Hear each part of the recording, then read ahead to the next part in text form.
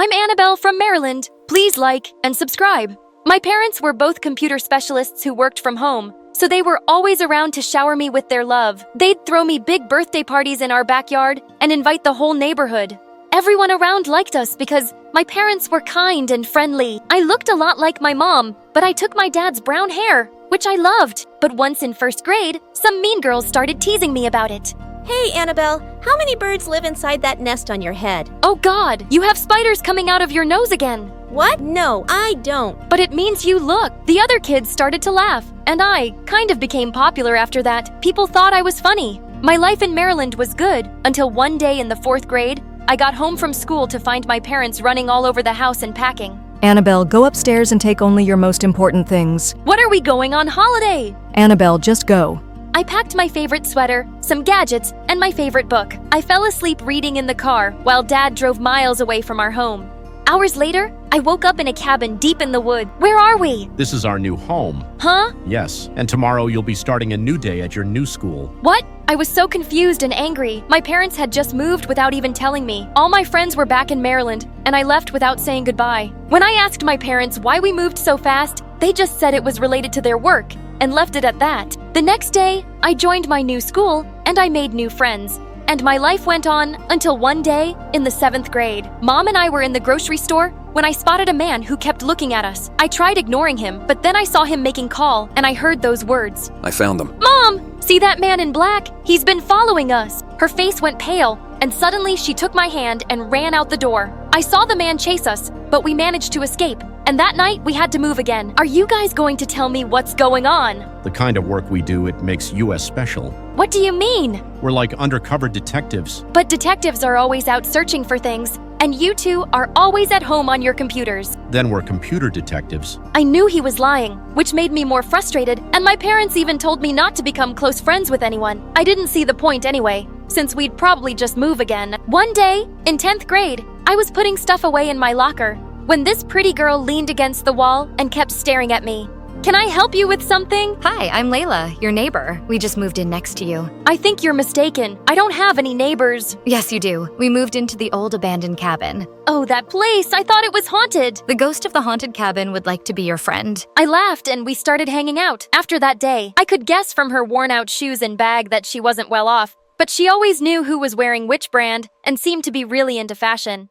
Her dream was to be a big designer in Paris one day. One day at recess, I caught her looking at the necklace I was wearing, and I asked her if she'd like to try it on. How does it look? Better on you than me. It really suits you. Keep it. Really? Oh, thank you so much. A few days later, we were walking home when I felt someone was following us. I turned around to see a really cute guy walking a few steps behind. Do you think that guy is stalking us? Oh, him. He's my brother, Kyle. Wow, he's cute. Not you two. Please promise me that you'll never fall for my brother like the other girls. He's such a douchebag. I promised I'd ignore his existence, which was hard because he was drop-dead gorgeous. Just as Layla and I got to my house, my parents appeared at the front door. Who is this? She's my friend from school, and we're also neighbors. Mom and Dad looked at each other, then pulled me inside, slamming the door in Lila's face. We have to move again.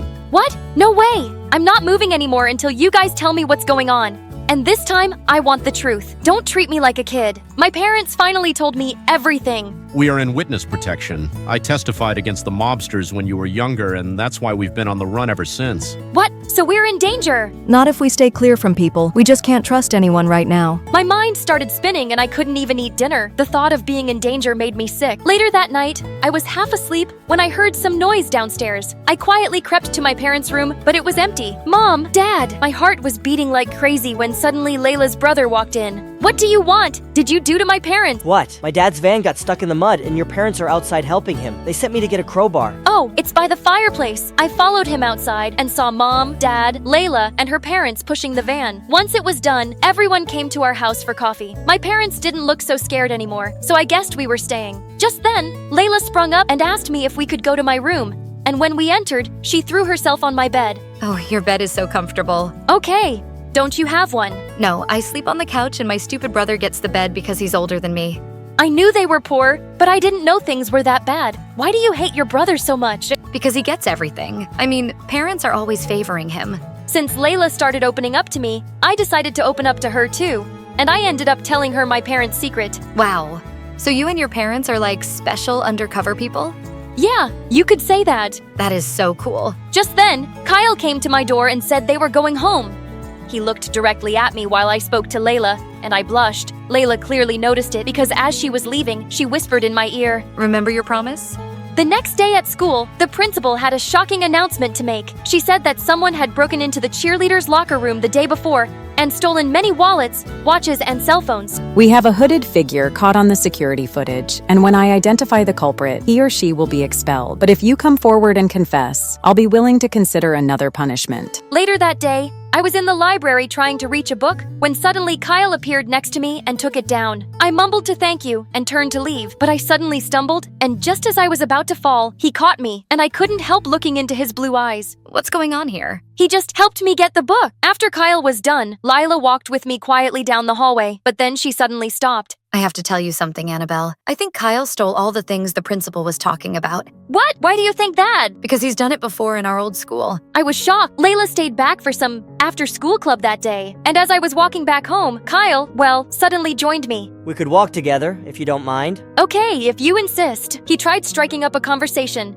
but I kept my answers really short. Just then, I tripped on a rock and he caught me before I hit the ground, but I quickly pulled away. Annabelle, did Layla say something about me? As a matter of fact, she did. Did you steal all that stuff from the cheerleaders? Gosh, no, I'd never do that. Listen, Layla hates me because our dad left her mom from my mom. She's been making my life miserable since forever by making up awful stories about me. He looked so genuine that I couldn't help believing him. We took a walk by the riverside and spoke some more, and I felt butterflies every time he looked into my eyes. And when he dropped me home, he gave me a quick kiss on the cheek. I couldn't stop thinking about him the whole night. But the next day at school, Layla approached me, looking upset. I thought you were a good friend, but I guess you're more desperate to be with my brother. Yeah, I came home early and I saw that kiss. Wait, Layla, please! But she stormed off and ignored me the whole day. After school, I saw her by her locker and walked up to her, and she looked startled. Before she could shut her locker, a couple of watches fell to the floor. Where did you get these? And what else do you have in there?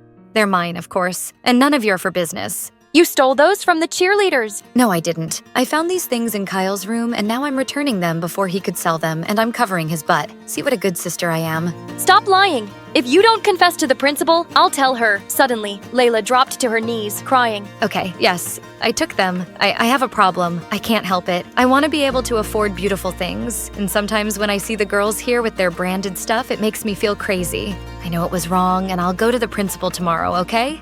But please don't tell anyone yet, especially Kyle. I promised that I wouldn't, and I said I'd go to the principal with her, and everyone had to bring their parents for the first class. As my parents explained their fake computer job to my classmates, Layla suddenly spoke up. Your computer specialists? Well, that's not what your daughter says. In fact, she makes up these tall stories about how you're undercover detectives who testified against the mobsters, and now you're on the run. Clearly, Annabelle has a lying and attention-seeking problem. My parents' faces turned white, and I just couldn't believe Layla had announced my secret. They signaled at me to come out, and Layla leaned over and whispered, "See you never again." My parents were furious that I told Layla everything. I'm so sorry. I thought I could trust Sir. We frantically started packing, but just as we were leaving, we heard a screeching car coming towards our house, but it was a police car. We were alerted by someone that you might be in danger, but we came here to tell you that the threat to you guys is gone. The mobsters who have been after you were arrested earlier this week, and just today they were sentenced to life in prison. You're safe now. My parents and I were overjoyed. We didn't have to run anymore, but I certainly had some business to take care of in school. Went back and marched straight to the principal, and moments later, she ordered Layla to open her locker. All the stolen items were found. Her parents were called in, and she was expelled. She turned furiously to her dad. It's all your fault. You may be crazy by leaving. Mom, am I always giving everything to Kyle and not me? Your mom and I got divorced because that's what we both wanted, and Kyle works 2 jobs to help me. He has things because he earns them while all you do is complete. As Layla was storming off, she suddenly leapt at Kyle, but I pushed her back.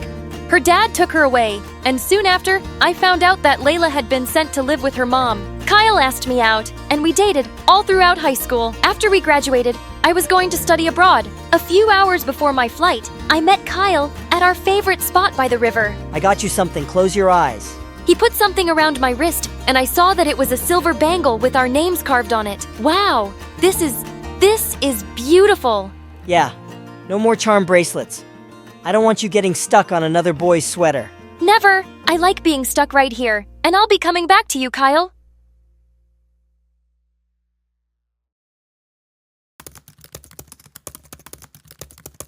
Hi, I am Laura from New York. Please like and subscribe. When I was just 5 years old, Miss Luna gave me a piano. The very first time I touched the keys, I played, and everyone was absolutely stunned. Laura, you're a genius. We're going to send you to the best schools, the best classes. You're going to be the best child in the world. In an instant, my life changed. My parents shifted us to a new city, got me into a fancy new school, and signed me up for 6 hours of tutoring daily. But the problem was that I had ADHD as a kid, and it was really tough for me to focus the way my mom wanted me to. Once Mom even tried to give me pills to control my behavior. You should take these, Laura. They will help you focus on your studies. Okay, Mom. When she left, I threw the pills in the trash. What if she wanted to poison me? My mom made me hate studying, so I had no choice but to start sneaking out when my parents weren't looking. My little escapades were awesome. I got to play soccer with the other kids and eat all the junk food I liked. It was all going so well until one day in the 2nd grade when I snuck out to go to a soccer match. 2 big girls approached me on the street. Hey, you give me your bag? No way! One of the girls grabbed me while the other tried to pull my bag off my shoulder. Suddenly, our neighbors spotted us. Hey, what are you doing? The girls ran off in a hurry. I'm taking you home to your parents. Oh no, not my parents! When Mom saw me, her face turned red with anger. What are you doing out, Laura? Once she learned about the incident, she totally lost it. She took away all my toys and grabbed me until further notice. Until you can learn to be a grown-up, you're not going anywhere. I already don't go anywhere. Mom was about to slap me when Dad came between us and stopped her. Such a rude kid. The next morning, Mom woke me up at 4 a.m. You're going to learn self-defense with your dad every morning and night. But Mom, it's not even morning yet. You start now. I had no choice. He began to teach me kickboxing every morning and jujutsu every night. One day, I was heading to an advanced math exam. My mom had been grilling me about this paper for a year. She wanted me to rank number 1. I was on my way to the exam room when I suddenly spotted an adorable boy with glasses, cornered by some bigger kids who were pushing him around.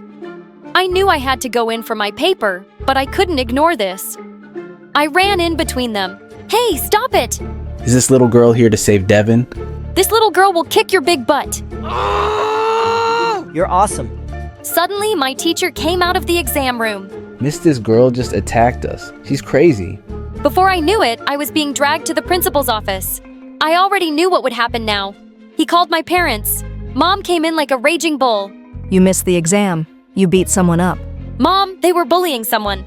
So what are you, Mother Teresa or Wonder Woman? Mind your own business. How dare you ditch your exams like this? Dad, I did the right thing. You know that. Say something.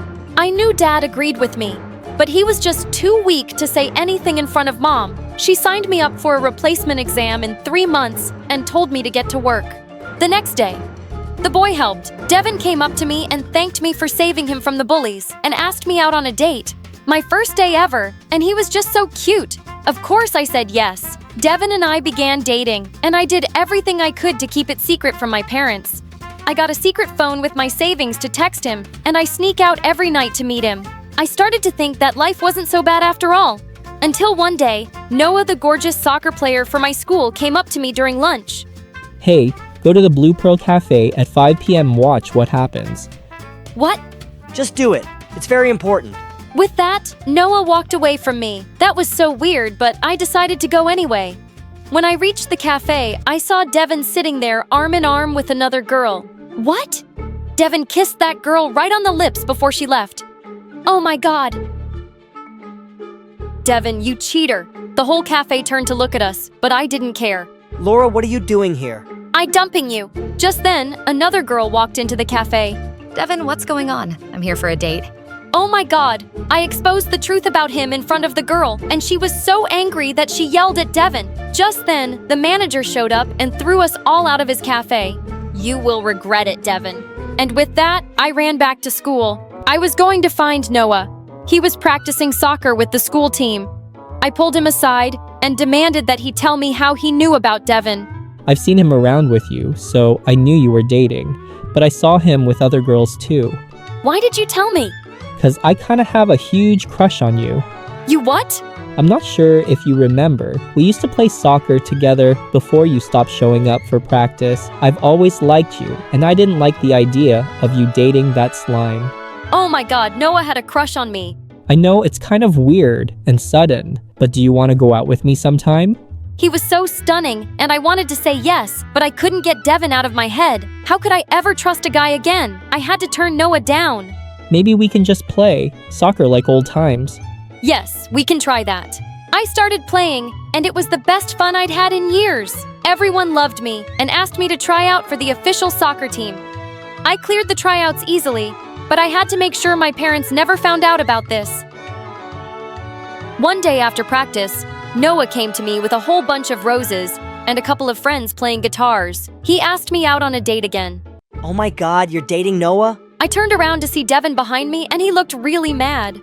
It's none of your business what I do with my life. Tell me the truth, Laura. No one told you about my dates, didn't he? So what if he did? I always knew he liked you. He was always staring at you. Go away, Devin. Yeah, before we make you. The entire soccer team steered him down, and he had no choice but to back off and walk away. I turned to Noah and said, I'm sorry, Noah. I really like you, but I just can't trust someone so soon.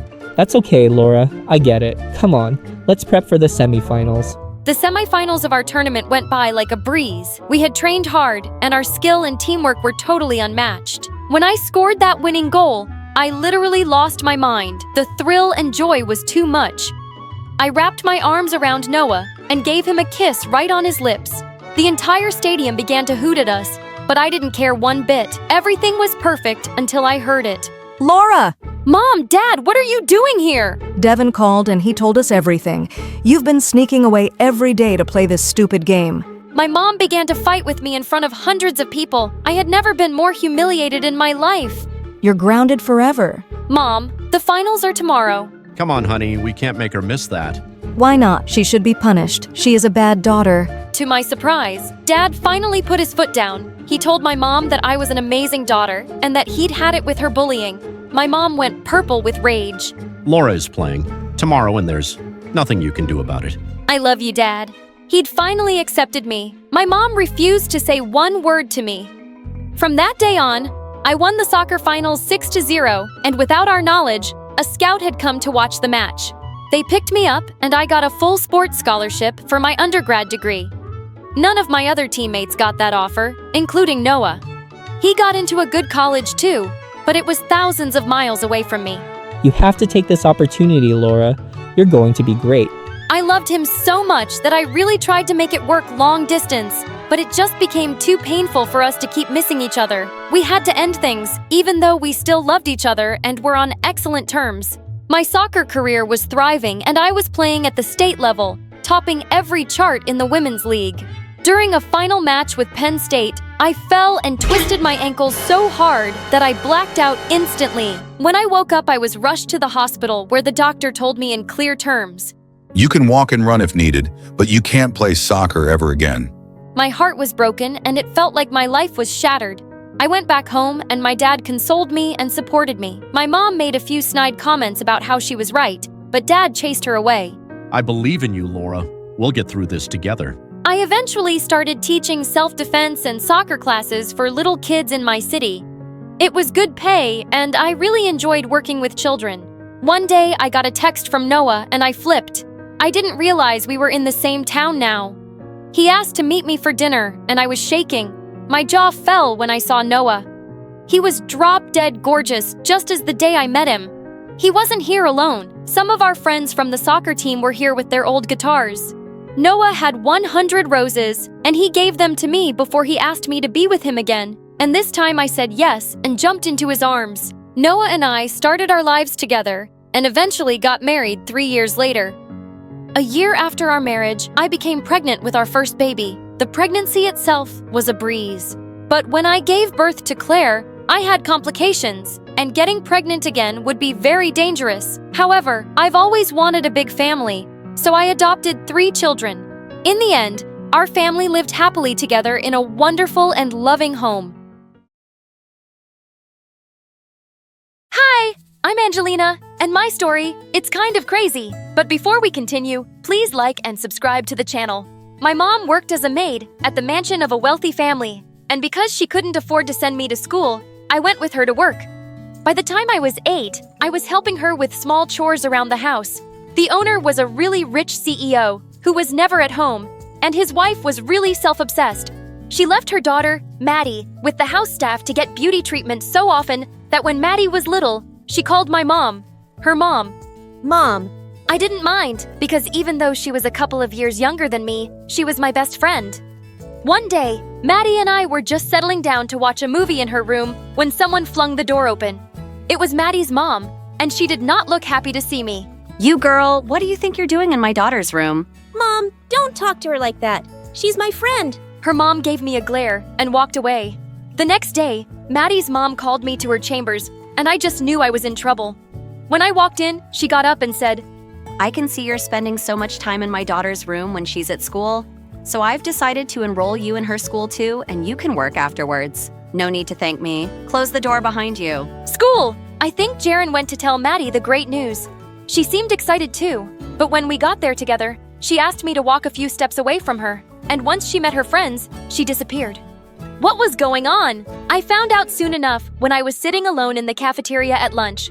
A group of girls walked up to me and put a big backpack on the table. You're Maddie's maid, right? She said, we can ask you to do anything. After school, carry this to my car. I'll be waiting. Take these assignments with you. I expect them to be ready by tomorrow. Oh, tomorrow morning. Get me a latte and a donut. Here's the money. Keep the change. What on earth? I ran out to look for Maddie and found her in the girls' bathroom. Maddie, why are you telling people that I'm your maid? I thought we were friends. Well, Angelina, of course we are, but only at home. I have a reputation to maintain here, and I can't mingle with someone like you in public. You get it, right? See you at home, bestie. She walked away while I stood there shocked. Was this the same sweet Maddie I know my entire life? Maddie and her friends were always dumping their homework on me and making me run around for errands, and I was getting exhausted. I didn't even get time to study for a big math test and ended up with a big fat D. Later that day, when Maddie and her gang walked up to me and handed me a list of errands for our party, I tore it up. I've had enough. You guys have hands. Don't you do this yourselves? Oh, that's rich coming from someone as poor as you. You know I pay for your school, right? Before I could reply, I heard a boy's voice behind me. Cut it out, Maddie. You don't pay for anything. Now, buzz off before I tell Dad what a brat you've been. It was Dwayne, Maddie's older brother. I'd seen him around the house, but he mostly kept to himself. Maddie looked furious and stomped off angrily. Dwayne smiled at me. Sorry, she can be a jerk sometimes. Don't let her push you around. And since you're new here, let me know if you need help with something. Well, actually, there is one thing. Are you any good at math? Because I'm really sucking at it. He started tutoring me at home, and by the time 7th grade ended, I was getting straight A's. But my grades weren't the only things that changed. As I grew older, I seemed to be catching the attention of a lot of guys. One day, I wrapped up my chores quickly for a movie date with a really cute guy. And just as I was leaving, Maddie screamed, "Oh, Angelina!" When I reached her room, I wanted to pull her hair out. She had dumped every single pair of footwear she owned on the floor and handed me a toothbrush. These are really delicate shoes, so take your time and clean them with this. I need them all by tomorrow morning. How many shoes are you going to wear at a time? Can't I do the rest later? Mom, Angelina, and her mom might need to be let go. I had no choice but to do what she said. My day got canceled, and well, this was the first of many. Maddie always found some way to ruin things for me, and slowly all the boys stopped asking me out. One day when Dwayne and I were studying, I caught him looking at me. What is it? You know Maddie is just threatened by you, right? Threatened? By me, why? You're smarter, prettier, and so much nicer than her. You don't think she knows that? I could feel myself blushing hard. Just then, Mom called me to help with the dishes, and I floated away on cloud 9. A little later, Maddie appeared, throwing a letter on the kitchen table. This friend of mine really likes you, Kundos. Why? He's really shy, so he asked me to give you this. And why are you suddenly being nice to me? I just said he's my friend, didn't I? I'm not doing. This for you? Just write a response quickly, so I can hand it to him tomorrow. When I opened the letter, I felt really flattered, but I also cringed a bit. Dear Angelina, or should I call you my angel? I wish I could talk to you, but your beauty just makes me speechless. I wrote back and kept an eye on her the next day to see who she handed the letter to. But she was surrounded by so many boys that it was impossible to tell. The next week, she gave me another letter. Hi, my angel. I think I have the courage to face you. Meet me behind the school tonight at 7 p.m. I was really curious about who this guy was, so I decided to go to the meeting spot. Half an hour went by, and it was getting chilly. Suddenly, Maddie and her friends jumped out of the shadows, laughing hard and recording me. You thought someone was interested in you? How dumb are you made? What? This was all you guys? Duh. Just because some losers asked you out doesn't mean you're something special. Gosh, you're so pathetic. Poor Cinderella waiting desperately for Prince Charming. I was almost about to attack her when suddenly someone took my hand. It was Dwayne. He pulled me away, and we started walking back home. I overheard Maddie telling her friends how she wrote those letters to play this dumb prank on you. She's so immature. She and I used to be best friends. I don't understand why she hates me so much. As tears pour down my face, Dwayne put his jacket around my shoulders, pulling me a little closer. I don't know why anyone want to lose you as a friend. You are something special. Before I knew it, he leaned in for a kiss, and it was amazing. Even though the video of me waiting for a non-existent boy was making the rounds at school and everyone was making fun of me, I didn't really care. Dwayne and I had secretly started dating, and the next few weeks were bliss. Dwayne and I were making out in his room one day, when suddenly, Maddie barged in looking down on her phone. The parents are out, and I'm having a party. Can you invite some of your hot friends? Wait, what is she doing here? Angelina is my girlfriend, you idiot. Now get out. He shut the door on her face and we heard a tiny crack. Do you think she broke her nose? Doesn't matter. She's been getting a change at the plastic surgeons for years. We laughed and started kissing again when we were rudely interrupted again a little later. But this time, it was his mom with Maddie grinning behind her. Dwayne, seriously, you know all the richest girls in town and you choose this maid? I mean, if this is only for fun and not public, then fine, do whatever, but be careful.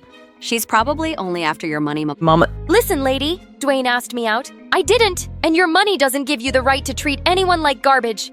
If you want to be respected, you have to treat others with respect too. Just then, Mom came running, looking pale as a ghost. What have you done? How can you talk to Madam like that? Apologize right now. But I didn't. Needless to say, my mom was fired, and I was taken out of the school. When I was packing up my stuff, Maddie walked in and threw some old dresses of hers at me. Here's a parting gift.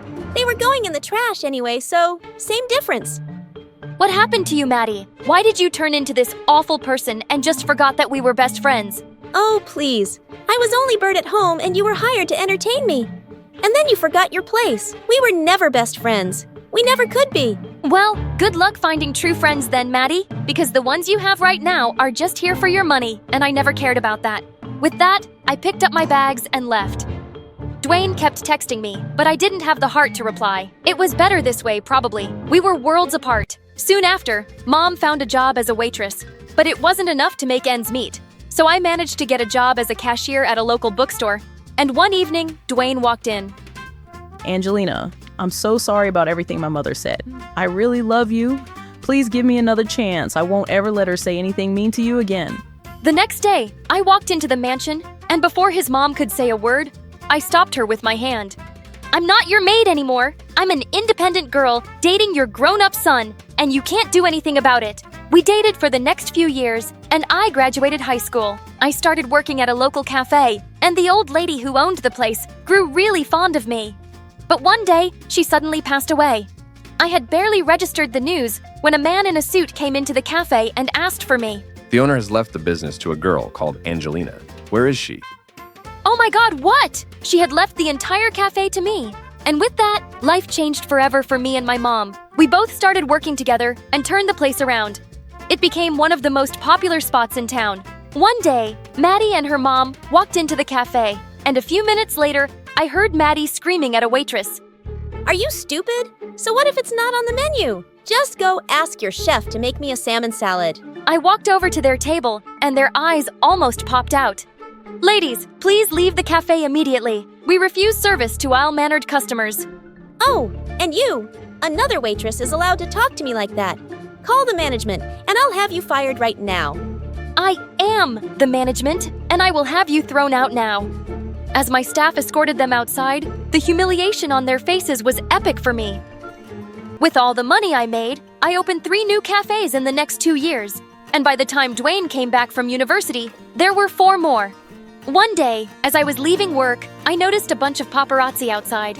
Suddenly, they parted, and Dwayne walked towards me with flowers and a ring.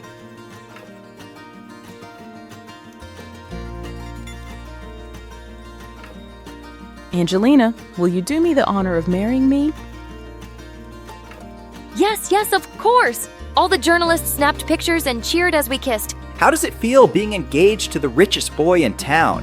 It's not a big deal. I'm rich too, you know. Dwayne and I flew away to a private beach to get married, amongst friends and mom, of course. Naturally, his family did not come. We have our own home and 3 cats, and we're all very happy. I glanced at my watch. 5 minutes till class. Then I hit a wall of students crowded in front of me. And of course, it was Ella and Nathan, the school's golden couple, surrounded by celebrities while everyone stared in awe. Oh my gosh, they look perfect together. Their relationship must be amazing. Please, I heard they're not even dating. Look at Nathan. He's totally ignoring Ella. Honestly, their love drama had nothing to do with me, and I couldn't care less. Shoot, I'm late. Hi, I'm Laura. Don't forget to like and subscribe. At the time, I was drowning in finals, completely fried from endless assignments. Maybe my notice because she invited me to a music festival that weekend. And wow, the vibe was unreal. Flashing lights, pounding beats, the whole place buzzing. I danced like crazy until I felt all the stress melt away. Then the kiss cam showed up and the crowd went wild. I was cheering like everyone else until the camera zoomed in on me and the guy standing next to me. Nathan! The crowd exploded, pushing us closer. No matter how much I tried to explain, guys, we're not a couple. But no one listened. A shove from behind nearly sent us crashing into each other. Hey, what do you think you're doing? Ella's face turned so red, it was like she just swallowed a chili pepper. How dare you try to kiss my boyfriend? It was an accident. We didn't kiss. I saw it with my own eyes. Don't even try to deny it. Stop making a scene already. That shut her up instantly. Sorry about that. Laura, on Ella's behalf. No big deal, just a misunderstanding. Nathan led her away, but not before she threw me one of those dagger glares. Geez Louise, like I asked for any of this. The next day, new student council members were announced. My heart was racing as Ella, the president, stood at the podium. And finally, congratulations, Tiana. What the fudge? Tiana, the girl who ranked below me in literally everything. I look up at Ella, and sure enough, she was smirking right at me. That smug grin told me everything I needed to know. After the ceremony, I blocked her path before she could leave. You definitely rigged the results. Shameless people like you don't belong in the council. She laughed and walked away, and I was left fuming, powerless to do a thing. From then on, Ella made her hostility crystal clear. She turned her whole clique against me until I had no one left. One painfully boring semester later, winter break finally came. I couldn't wait to head home. My family ran a ski resort near the slopes, and with tourist season booming, I was ready to help out. Laura, a new group of guests just arrived. Go welcome them. On it, Dad. I dashed out and froze. Standing there were Nathan, Ella, and her entire squad. Talk about bad luck. When Ella saw me, her eyes glinted with mischief. Let me show you to your rooms. Carry my bags. Carry my bags. She and Tiana dumped 2 giant suitcases into my arms and strutted off. I lugged the bags upstairs, only to overhear their voices inside the room. Just tell him I'm too tired to ski, okay? I can't let Nathan find out. I don't know how. Why not? Just be honest. No way.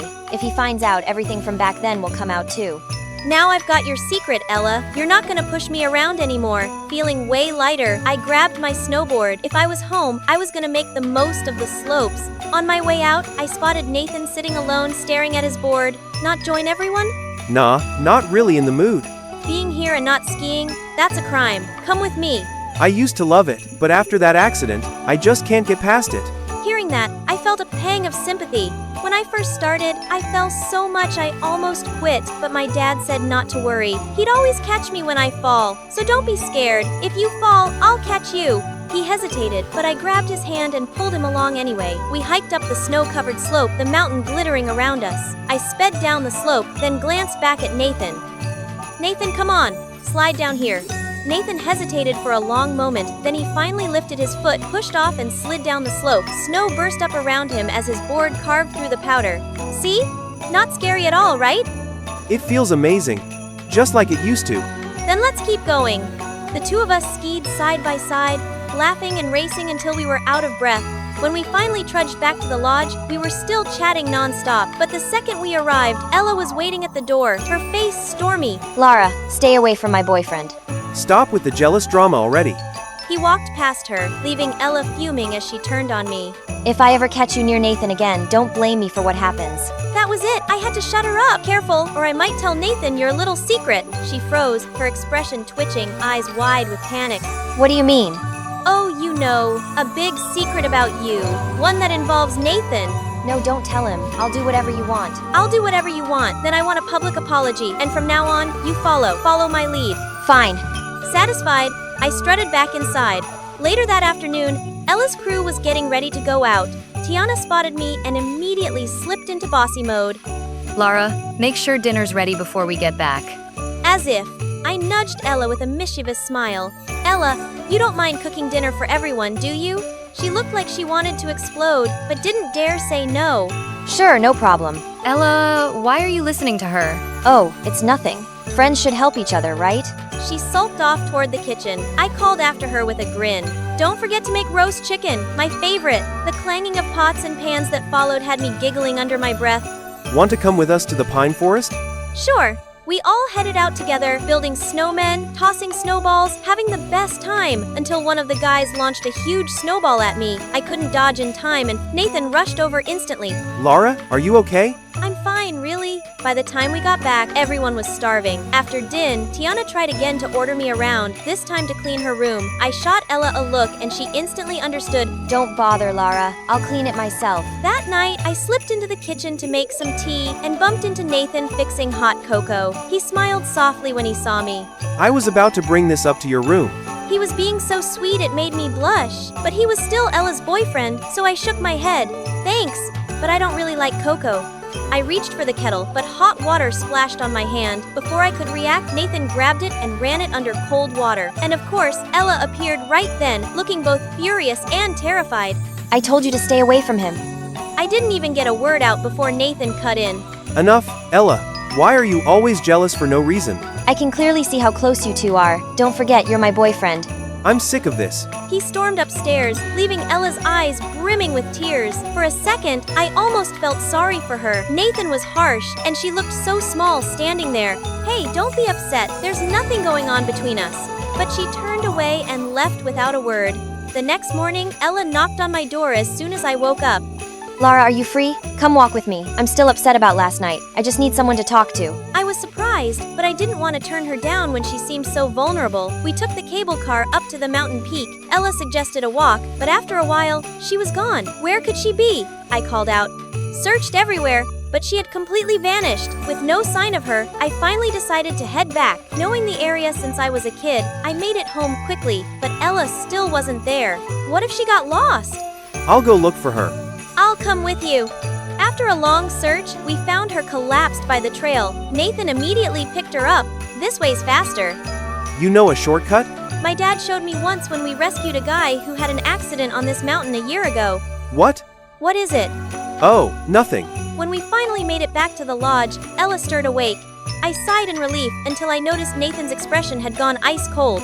Nathan, why are you looking at me like that? Ella, the accident last year on this mountain, was it really you who saved me? Her face went pale. She turned toward me, panicked. You promised to keep my secret. Huh? I had no idea about that. The only secret I knew was that you couldn't ski. Tell me the truth. Yes, I lied. When I got there, the person who saved you had already left. I'm sorry. I only did it because I liked you so much. I can't believe you. We're done. He stormed off, leaving Ella frozen. After a moment of hesitation, I decided to go after him. Nathan was sitting in his room, staring blankly ahead. I sat beside him. He looked at me with conflicted eyes, then slowly pulled out a scarf. Is it yours? That's the scarf I gave the person I rescued that day. So it was you who saved me. He let out a heavy breath, like a weight had finally lifted. The truth is, I never had feelings for Ella. I agreed to date her because I thought she saved me. She kept reminding me I owed her, and I couldn't live honestly with how I really felt. That's all in the past. From now on, you don't have to hide how you feel. Nathan looked straight into my eyes. His gaze was so intense, it made my heart race. You're right. The truth is, the one I like is you. I've wanted to say it for so long. His confession hit me out of nowhere. I'm sorry, but I can't accept your feelings right now. Can we just stay friends for now? Then I'll confess again another time. We ended up laughing, drifting into a casual chat about a movie we'd both watched recently. That's when Ella suddenly appeared. I owe both of you an apology. I'm sorry for everything I did. I've learned to let go of what isn't mine. Nathan and I exchanged a smile. The anger we'd rather felt toward her was gone. As Ella turned to leave, she winked at me. By the way, you two look pretty cute together. Hope you end up as a couple soon. As student council president, I had to check every classroom before heading home, for discipline. Please let me go. I was just... The second I sensed trouble, I sprinted toward the end of the hall. And yep, there he was again, picking on some poor kid. Break it up, guys, or I'm reporting this to the principal. Yeah, you, Jackson. One more strike and you're out. Am I right? He didn't answer. He just gave me a cold and daring look. For a moment, I thought he might actually hit me. Instead, he leaned close and whispered, You know what? You're just a wind-up toy of the school system. Claire, neat, perfect, and totally useless in the real world. Then he walked off, his lazy laugh echoing down the hallway. Ugh, Jackson was everything I couldn't stand in a world full of chaos. I tried to keep my soul pure. Day after day, I watched him skip class by jumping out the window, and there was nothing I could do about it. Just seeing him boiled my blood. Claire, honey, guess what? We're going on a road trip to Nevada. Isn't that exciting? Sure, I guess. It's a neighborhood road trip to help everyone bond. It'll be fun. Except it wasn't. The next morning, Mom said they couldn't go because of work, so guess who had to represent the family? Yep, me. I didn't want to, but discipline meant commitment. You could have just said no, hypocrite. Wait, what the fudge? Jackson? Since when did he live in my neighborhood? Looks like we've got something in common. Family reps. Stay away from me. Can't. You're riding with us. Great, actual nightmare. I was stuck next to him and two loud guys. Jackson, pick one playlist already. You've gone from Screamo to EDM to some sad indie track no one asked for. He just rolled his eyes and kept scrolling. I swear this trip was doomed. The cars pulled over at this kinda rundown rest stop in the middle of nowhere. I picked a table in the corner, staying far away from the kids. Then somewhere, someone bumped into me. Oh crap, sorry, Ugh, you've gotta be kidding me. I was playing with the kids. I didn't. Of course, you're always reckless. You make a mess and others clean it up. At school or here, you never take anything seriously. I don't care about anything. In my anger, I ran outside. Next thing I knew, I'd wandered into the woods. Ugh, great! Now, finding my way out of here was even harder than figuring out how to face everyone there. Claire, you walking home or what? I saw him catching up, all sweaty and smug. Who asked him to come find me anyway? Anyway, sorry about earlier, kinda. Kinda? Apology rejected. Not surprised, but we should go. They're worried. Forced me to look for you. I followed, grumbling. What choice did I have? We walked for ages, but saw no rest stop in sight. I'm pretty sure this isn't the way we came. You think? Don't start. Call someone. No phone. I rushed out, worried about you. What about yours? Holy guacamole. I left mine too. After forever, we reached an empty road stretching for miles. Great, you found a road to nowhere. Just following instincts. I'm the undisciplined one. Remember. You. My legs felt like bricks. Not a single car passed by for us to hitch a ride. I squinted at Jackson. He looked all chill, like he was just out for a walk. None of this would have happened if you hadn't bumped into me. I wouldn't be here, starving, dehydrated, zombie walking through nowhere. He didn't even blink. I mean it. Poor Claire. The perfect student meets her tragic end. Stranded in the wild with what? Some random delinquent?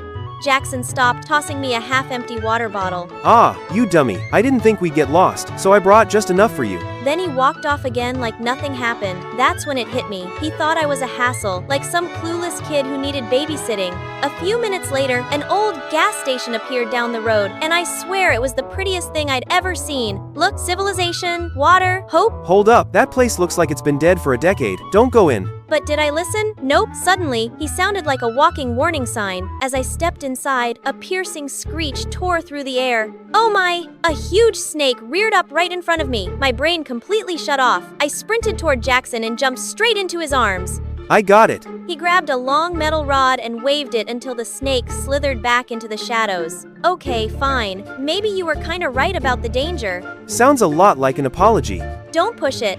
We sat outside the station, passing the bottle back and forth. It felt weird, like we'd accidentally shared a kiss through the cap. My cheeks burned instantly. We should move before dark. Maybe we'll find a police station. I stood up and sat right back down. My legs were jelly. Stay put. Not planning to run a marathon, thanks. He ran back inside while I watched, half curious, half delirious. When he came out, he was dragging this Frankenstein-looking thing made from wheels and wood. What do you think? A throne? You made me a royal seat now? Guess I could be an inventor instead of some random delinquent. Huh? I chuckled, climbing onto his makeshift cart that suddenly felt more valuable than any luxury car. We were still rolling that endless road. My mind was all over the place. I never thought the guy I couldn't stand would actually care this much. I don't skip school, 'cause I'm lazy. He broke the silence first. Honestly, with that sunset glow, it was hard not to talk. My mom's been sick. Chemotherapy. Some days it hurts so bad, she can't move. He didn't look at me, just kept pulling the cart. So, yeah, sometimes school just has to wait. My throat tightened. Shame flooded through me. I'm sorry. I didn't know. Then a faint sound echoed from afar, breaking the awkward silence. I almost cried from relief. It was an engine. That's a truck. It's gotta be a truck. Through the dust, a lone motorcycle appeared instead. Gliding like a ghost, I waved my arms like a maniac while Jackson just squinted. A tall man in the leather jacket slowed down and stopped right in front of us. You're lost. Yes, totally lost. We've been walking for hours. Do you know where the nearest police station is? Or, like, anywhere with air conditioning? He glanced between Jackson and me. I've only got room for one more. I stepped back. Okay, hero time. He saved me earlier, so now it was my turn. You go. Seriously? Makes sense. You find help, come back. I'll just hang out here with the sand. Yeah, but Jackson didn't move. The man looked impatient. Fine, then I'll go. Don't. You're not getting on that bike. What? Why not? He grabbed my arm and pulled me away. The biker shrugged, whistled, then sped off into the night. If it were yesterday, I would have screamed my head off at him. But tonight, I knew better. Jackson didn't do things without a reason, so I stayed quiet. Night fell fast, the desert air turning icy. My teeth started chattering. When Jackson silently took off his jacket and handed it to me, it was still warm. We spotted a few sheds nearby. After checking one, he told me to stay inside. Where are you going? Someone needs to keep watch, just in case a car passes by. But I'm scared. We sat separated by a thin wall. Honestly, it felt like one of those scenes straight out of a teen drama. Jackson. I could hear him breathing on the other side, but he didn't answer. That day at school, in the hallway, when I saw you standing next to that guy, it looked like you were about to punch him. No, he cornered a girl and said some gross things to her. I just did what needed to be done. I thought you were bullying him, Em. You only thought you knew. You always judge a book by its cover. You once said I'd never survive in the real world. Well, you did almost hop onto a stranger's Harley just 'cause he claimed he knew a cop. Okay. I still think you were overreacting. You look like a nice guy. Go to sleep, Claire. I'll keep watch. Pungar gnawed at my stomach, but my eyelids were heavier. Wrapped in Jackson's jacket, I drifted off. Claire, wake up. What? It's not even morning yet. We stumbled outside just in time to flag down a police car. Within minutes, we were sitting in the back seat clutching donuts like trophies. The officer eyed us through the rearview mirror. You two didn't happen to run into a biker, did ya? I glanced at Jackson. Guy rides around deserted roads like this. A couple reported he tried to lure their daughter into his bike. Looks polite, but he's on our watch list. That's when it hit me. He hadn't just saved me from a snake or a creep. He saved me from myself, from the version of me too quick to judge and too slow to ask why. When the patrol car finally turned onto our street, I saw the crowd waiting. Neighbors who'd been searching all night. My parents and Jackson's mom crying her eyes out. I looked at him and opened my mouth, but no words felt right. Thank you. You were right. I'm sorry. None of them were enough. This trip taught me more than I ever learned in 17 years. All right. See you tomorrow. The clock struck midnight. The bell echoed through the ancient creaking mansion. I picked my way across the dark halls, clutching my flashlight so tight my knuckles hurt. Oh, brat. Not bad, you little brat. Nearly gave me a heart attack, as if there were any ghosts here, like I'd be scared. Pearl Bagot, Eris extraordinaire, please. Suddenly, something brushed past the small of my back. It couldn't just be a rat. Everyone in high society knew the Baggots. Wealthy, famous, untouchable. And I was Pearl Bagot, the heiress, the only child. Don't forget to like and subscribe. My life was perfect, except for... Miss, your father and mother's wedding is about to begin. They would like you to arrive early. I'm not going, and Melanie is not my mother. My mother left when I was a baby.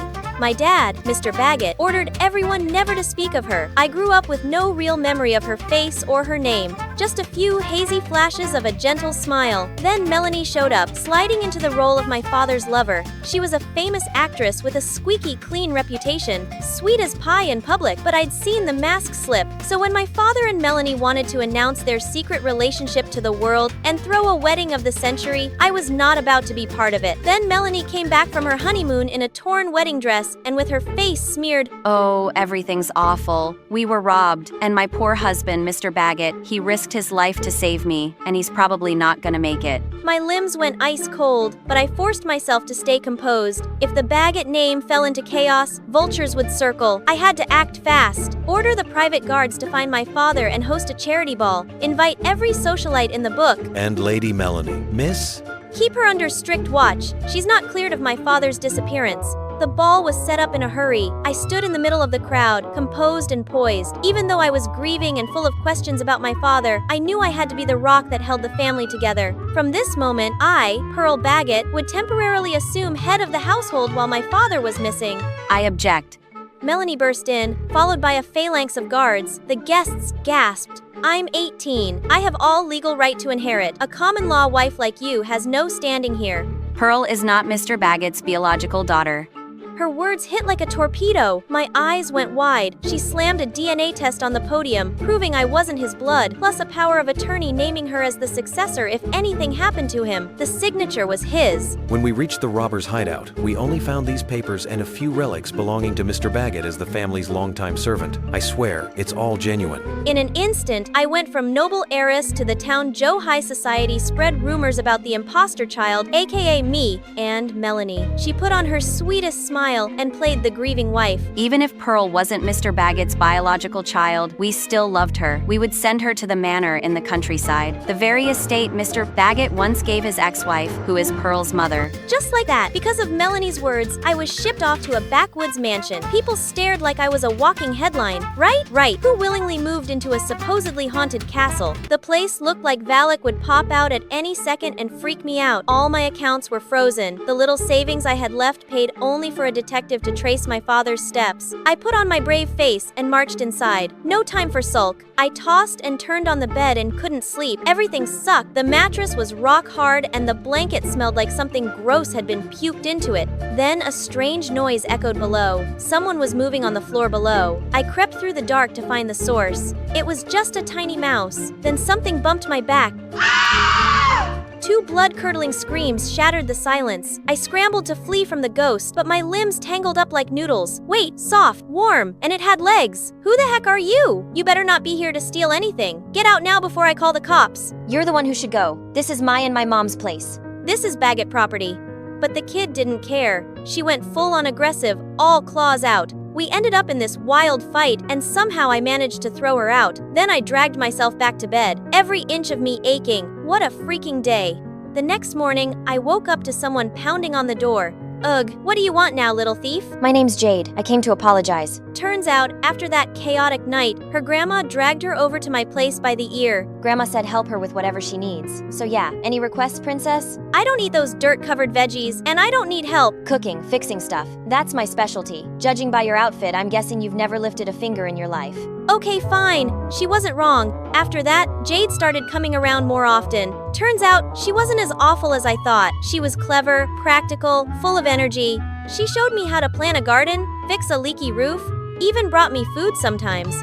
Need a hand, ladies? Hey, Dean. Dean was her neighbor. He's smart, funny, a little sneaky, but genuinely kind. He won me over fast. I thought you were just some rich girl playing country life. Guess I was wrong. You're tougher than you look. Thanks to Jade and Dean, I started blending in. Life out here wasn't so bad. Here I got to just be pearl-free, relaxed. Not that perfect, cold-hearted heiress everyone expected me to be.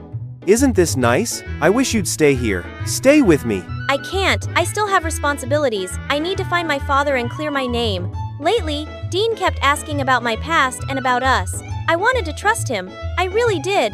But my mission came first. Find Dad, expose Melanie. Then Jade rolled in, holding up a mirror. I froze. I knew that mirror. Jade, you took something from the mansion again. Mom used to love this mirror. I just wanted to keep it as a memory. It's not like you need it. That was the problem with Jade. She kept sneaking stuff out of the castle, saying it belonged to her mom. Why my mother's old place was filled with her family's memories was beyond me. Days later, the detective finally called. We almost found him, but lost the trail. We'll need more funding to continue. I had just enough saved for that, but when I opened my drawer, my money was gone. I thought I knew who had done this. Where's my money? What money? Don't you dare deny it. My savings, every last bit is gone, and you're the only one who's always snooping around the house, you little thief. I'm not a thief. When things hit the roof, we started fighting. Dean tried to break it up, but it was useless. Then we froze. The sound of cameras clicking all around us. Reporters were everywhere. Poor Pearl. Never recovered from learning she's not really a Baggett. She's been violent. I have to take her home for her own good. That's what Mr. Baggett would have wanted. Guards grabbed me, forcing me into a car. Jade tried to run after me, but got blocked. Good job. Here's your reward. Dean looked at me, confused and guilty. He hesitated for a moment, then took the money. At that moment, everything made sense. Melanie kept me locked down, watching my every move. I knew what she was doing. She didn't want anyone to find my father. She wanted the Baggett throne all to herself. But now I was completely helpless. I couldn't trust anyone. And the only person who had ever treated me genuinely, I ended up hurting her. Psst, Pearl. How did you get in here? That witch looks like she's about to lock you up forever. Come on, I've got a plan. Let's go. Jade moved like a wildcat. We slipped past the guards, sneaked through the back gate, and there he was. Dean was waiting outside. Melanie paid me to spy on you, but when they took you, I realized how wrong I'd been. I'm sorry.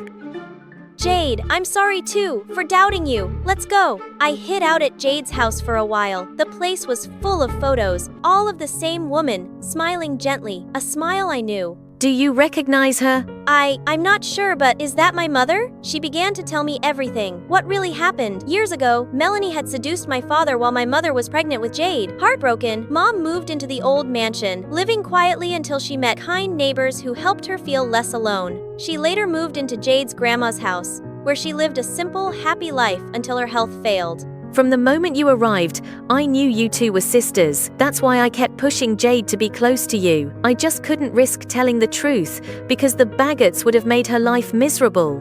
Jade threw her arms around me, sobbing uncontrollably. I hugged her back, tears burning my eyes. Heart pain, heart joy. These letters, they're from your father and mother. They prove Jade is Mr. Baggett's daughter. I think they'll help you. Then I'll fight for both of us. No one's taking what's ours again. Melanie had taken full control of the family, celebrating her leadership with a grand, flashy party. But right in the middle of her spotlight moment, Jade and I pushed open the doors. My father has another daughter, Jade. She's my sister, and here's proof. Letters between my parents. Melanie has no right to the Baggett name. Letters? Please, you could have forged those yourself. Only you would do that with my DNA testing results. Unless you've somehow brought Mr. Baggett himself here, you've got nothing. Then let him speak for himself. The crowd gasped as Dean helped my father walk in. He looked frail, dressed in a hospital gown. Melanie went pale. Guards, arrest her. She's the traitor.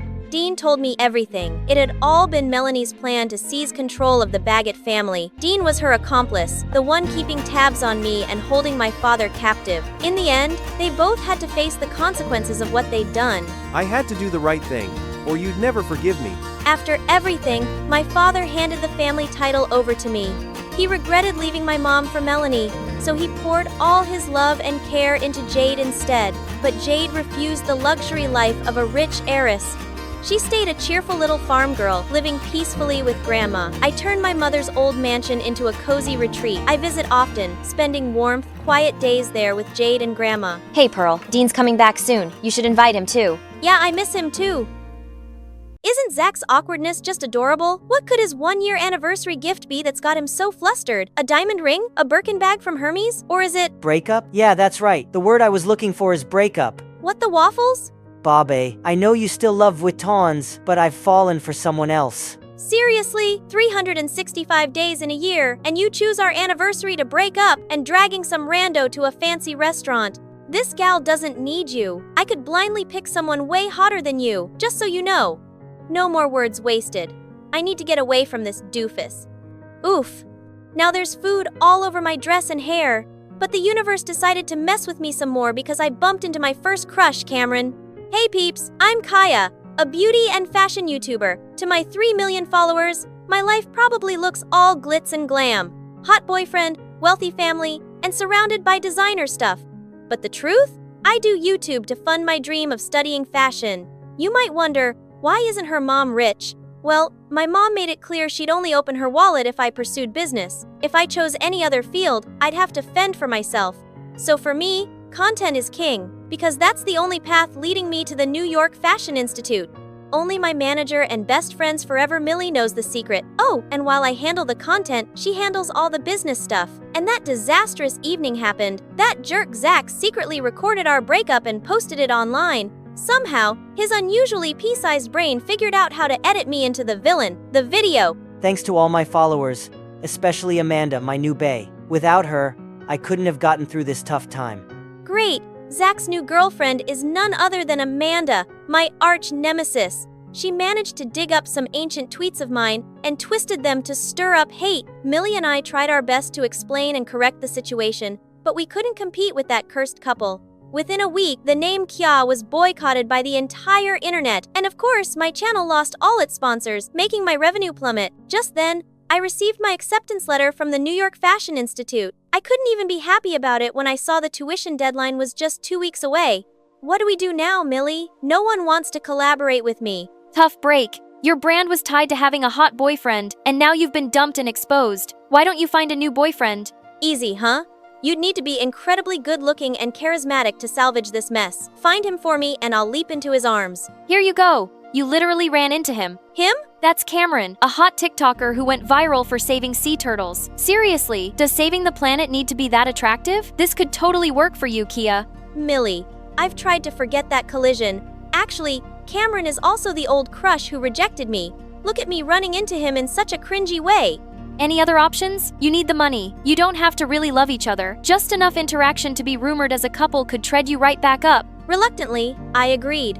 Cameron just moved to the city and now goes to my school. Game on. There's Cameron. I quickened my pace and planned to fall right towards him, but oops! And Cameron dodged to one side. No worries, just flash a confident smile. Stop embarrassing yourself, Kaya. He still remembers who I am, but why does he have to be so cold and cruel? If at first you don't succeed, try again. He has soccer practice this afternoon and showing up as the caring girlfriend is just perfect. And this time, Cameron can't ignore me. Let's go. 1, 2. Let's go. 1, 2. You can do it. I love you. I see Cameron turn to look at me. Then he whispers something to his team. And then they all start glaring at me and shouting. Get lost, stalker. Aw, what the fudge? I'm not a stalker. The ball leaves a mark on my left cheek. Nice one, Kaya. You're about to set a new trend with that face tattoo. Babe, you captured that in superb quality. Crystal clear. Oh, it's Zach! No wonder suddenly the birds stopped singing, the wind stopped blowing, and the flowers stopped blooming. Still got a sassy mouth, huh? See if you can find a better boyfriend than me. Hey, get back here. We're not done bickering. I don't have time to listen to that fool. Exhausted and disheartened, I head home to vent to Millie. This mission is tougher than I thought. Now we need to make sure he doesn't drive you away. Told you it wouldn't work. Let's find someone else, Millie. No way. We can't give up yet. Approaching Cameron at school just gets you publicly humiliated. So how about following him after school when he's alone? Looks like I actually have to become a real stalker. After school, I disguise myself and follow Cameron, but he's always surrounded by guards and staff. Who are you? How did you get in here? I can't blow my cover as Kia Taylor stalks him, so I endure the humiliation of being thrown out. Time to give up. But just then, I received an email from the Fashion Institute reminding me that I only have 10 days left to submit my application and tuition. As if on cue, I see a message from Millie about Zach's post celebrating 10 million followers with a note saying, "This should have been you, right? I can't let that jerk Zach win so easily." I decided to go to Cameron's house and wait for him. As I was wondering what to do next, a young girl with a large scar on her face came out of the house. She might be a sister. I wonder what happened to her to get that scar. Are you playing hide and seek? I'll join. Oh, sorry. I was just leaving. You look familiar. Your voice sounds just like Kaya Taylor. It is you. No point in denying it to her, so I plead with her to keep it a secret. I can't believe it. I'm your #1 fan. Don't worry, I won't tell anyone. What are you doing here anyway? Never mind, come on in. It's so exciting. I couldn't say no. She introduces herself as Vivian and excitedly shares that she dreams of being a model because of my channel. That melts my heart. Viv eagerly shows off her catwalk skills and clothes she made herself. It's wonderful to see her so confident. Surely her family supports and loves her a lot. What are you doing here? She's my guest. But I don't want her here. This is my house too. Fearing a showdown, I sneakily make my way out. The perks of finding such a solid protector. Thanks to my regular hangouts with Vivian, I finally got a chance to chat with Cameron. It's been a long time since I've seen Vivian talk to someone like she has to you. Not many people stick around to play with her as happily as you do. I thought you were just another snobby rich girl. Thanks, Mr. Grumpy.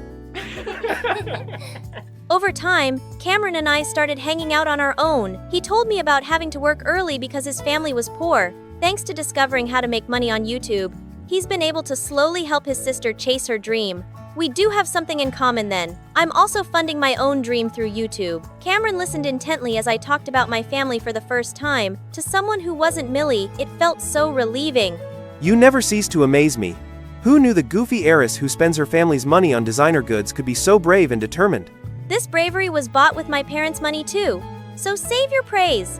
Is it just me, or is he kinda cute? But that's even better. Cuteness helps rake in the views. Oh, during that time, Cameron started appearing regularly in my videos. As my subscriber count began to rise again and sponsorship offers started coming in, so did my hope for the future. Today, Cameron invited me to meet him at school, at such a late hour, and we even had to sneak in without turning on the lights. The painting that Cameron wants to exhibit is placed here. If you don't like it, don't be too harsh. I really admire people who are brave enough to show who they are and relentlessly pursue their dreams, like you and Vivian.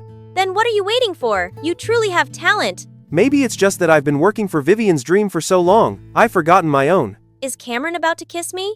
No, I can't do this. I don't deserve someone like him. I went back and spilled everything to Millie. Just as predicted, she gave me an earful. Why are you backing out now? You are so close to your goal. But I can't keep lying to him. Let's face it, Millie, the fake love plan was almost bound to fail. Without Vivian, Cameron would never have hung out with me. Don't be so naive. Without me and that plan, you'd still be broke. I got so obsessed with creating content and making money that I forgot to be honest with my audience. If I had been real, maybe they wouldn't have turned their backs on me so quickly. Maybe it's time we ended our partnership here, Millie.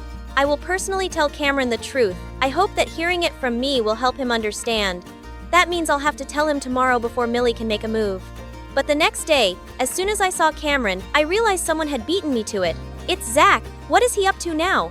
What new trick are you pulling now? You came just in time. We were just talking about how you only wanted to date Cameron to stop being a flop.